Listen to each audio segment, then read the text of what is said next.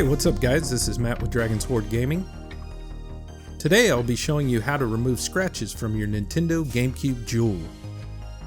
I get asked how to do this all the time when I post my before and after pics on my social media accounts, and I figured I'd make this video to show my process. First thing we are going to do is pop out the Jewel, which is just a matter of opening the lid and pressing on these two black tabs. And just like that, the Jewel is removed. Alright, so let's take a quick look at this Jewel. You can clearly see that she has been beat to hell, but as someone who's polished a few dozen of these for customers, I can definitely say I've seen worse. Okay, so here's a list of all the products I used to get this job done. First product up is a 3M Headlight restoration system. Next, you will need a compound and polish. I personally use Meguiar's brand as I've had good results with them, but honestly any name brand product should work fine here. One of the most expensive items needed will be a drill. Any household drill should work fine for this, and I'm using my old trusty Makita brand drill that I've had for years. Last thing needed is a pair of heavy-duty rubber gloves for protection. Try saying that 5 times fast. So as I mentioned previously, I've seen way worse jewels than this, and just to show how well this process works for even the worst looking jewels, we'll rough this one up a bit. Don't try this at home, kids.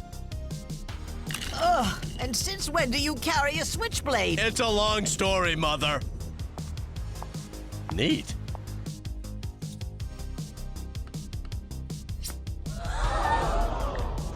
Boo this man! Wait, boo me?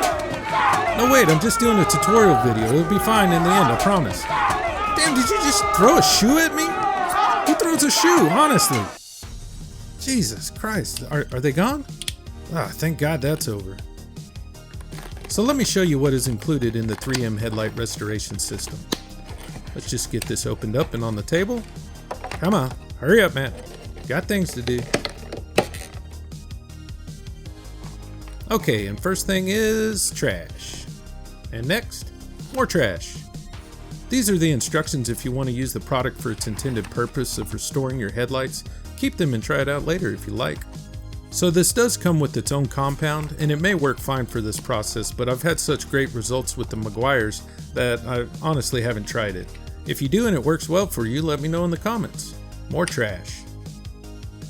And that leaves us with all the goodies we need, which I'll briefly go over here. Up first is the 3M disc pad holder. Next, we have the compounding pad. Then we have some gold 500 grit sanding disc. I honestly never had to use these for this process, even on the worst looking jewels. Then we have some white 800 grit finishing discs. And finally, we have a gray 3000 grit sanding pad. We will go ahead and chuck the 3M disc pad holder onto our drill. Be careful if you're doing this with thin gloves as I have here, as if you're not careful you could get the gloves caught in the drill. So normally I do this in the shop sink, but for the sake of having decent lighting for the video, I'll do this on the table. Also, did you know that some folks just like to listen to sounds in videos? No idea what that's about, but we'll give it a shot. Here, let me turn the music down.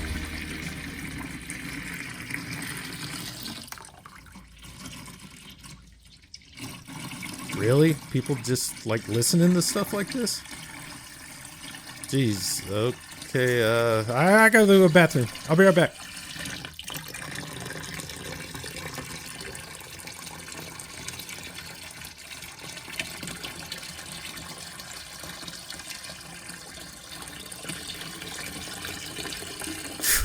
Barely made it, but I'm back and feel much better. Let's turn the music back up and continue on.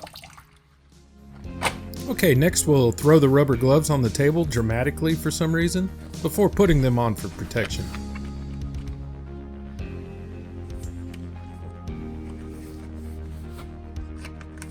There we go. First up, we'll add one of the white 800 grit finishing discs to the disc pad holder. It's held on with Velcro, so make sure to press it down firmly.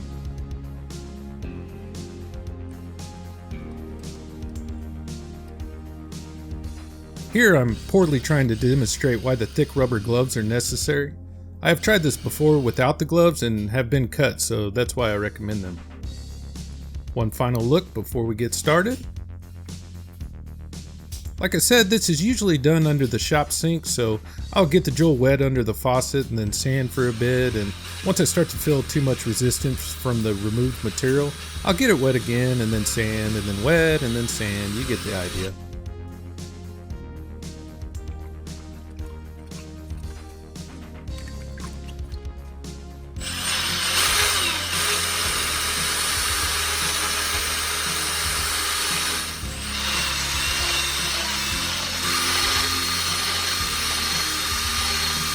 Here's a look at the Jewel after about a 2-minute wet sanding session. You can still see that I've got some more sanding to get rid of the knife wounds from earlier, so we'll continue wet sanding with the 800 grit until the cuts have been removed.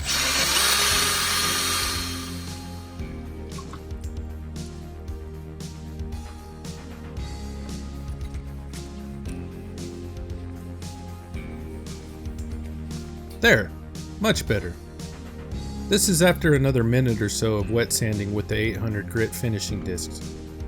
Now we are finished with the 800 grit sanding disc, so we can remove it now. I reuse these all the time, so I'll save it for the next Jewel I polish. Next, we will attach the gray 3000 grit sanding pad.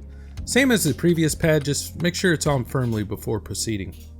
This time I sanded for around 30 seconds to a minute tops. Since we already have a flat surface and are just sanding the 800 grit surface to 3000, it should not take you that long. Like I mentioned earlier, if you do not keep the surface wet enough, sometimes the drill can grab the Jewel and whoops! Come on, Matt, let's get it together. Just a bit more.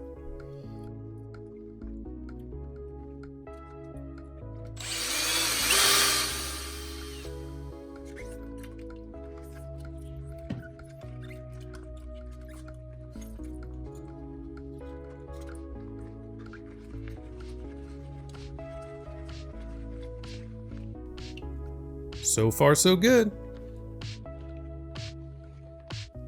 We are finished with the 3000 grit sanding disc now, so we can remove it and attach the compounding pad.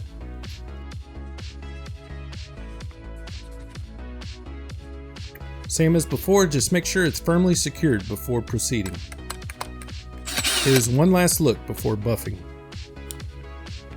Time to add some of the Meguiar's Ultimate Compound. I use about a quarter-sized amount and place it directly on the Jewel. Perfect. If my compounding pad is dry, I like to get it a bit wet before starting. That should do it. Alright, here we go.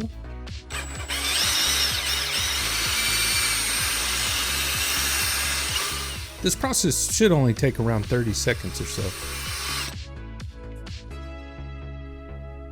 We'll get it rinsed off and see the progress we've made.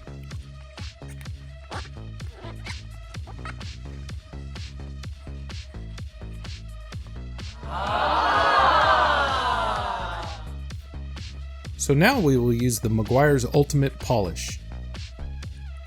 We will use the same quarter-size amount of polish as well.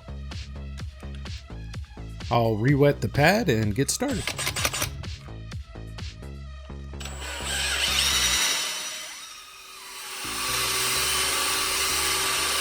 Once again, this whole process took about 30 seconds. Now we'll get it rinsed off one last time before reinstalling the Jewel on the GameCube.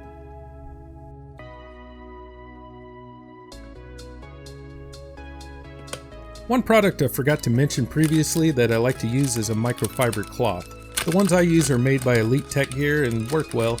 I use these daily for wiping down customers' consoles, and they work great for finishing up polishing the GameCube Jewel. We'll just give the Jewel a quick wipe with the microfiber cloth. And then I will use my air blow gun attachment with my compressor to blow off any debris that may be left behind.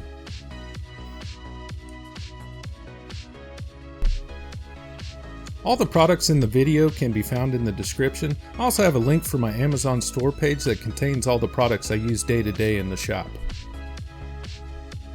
If this video helped you out or you just like the content, please like and subscribe as I have plans for more tips and tricks videos as well as video game console refurbishing videos in the future. If you have any questions about the content in this video, please drop me a comment and I'll do my best to help. Bye for now.